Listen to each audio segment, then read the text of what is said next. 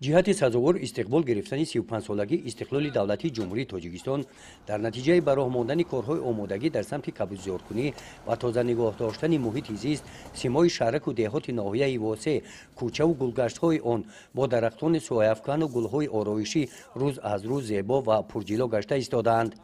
در دایره همین چاره‌بینی‌ها روزهای استراحتی اول ماه دکبر حشر تازگی محیط زیست برگزار کرده شد. در این چاره‌بینی اکولوژی با اشتراک کارمندان ساحه معارف، بخش کار با جوانان و ورزش، اهل کارمندان بیمارخانه مرکزی ناحیه، کارمندان قسم خوجگی مؤسسه تحصیلات میانه عمومی رقم 1 راهروهای کوچه مرکزی از پرتوهای معیشی تازه کرده شده برای شنانیدن گل‌های آرایشی کارهای آمادگی به موسم انجام داده شدند.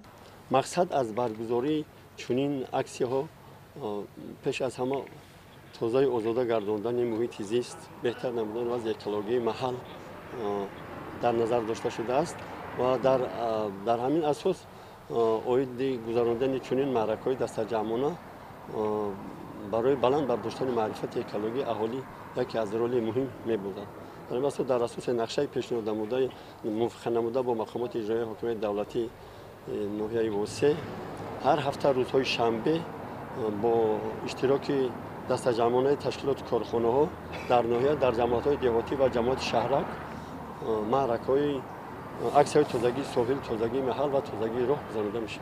با مقصد تقویت بخشیدن به کارهای آبادانی و سازندگی، خرمگردانی شهرک و دهات و سبزه‌زارکنی در این زمینه بلند برداشتن معرفت اکولوژی اهالی همه گونه حشرهای تازه‌کاری در شفت شهرهای دوشنبه کلاب حدود دهات گلستان براه مانده شدند.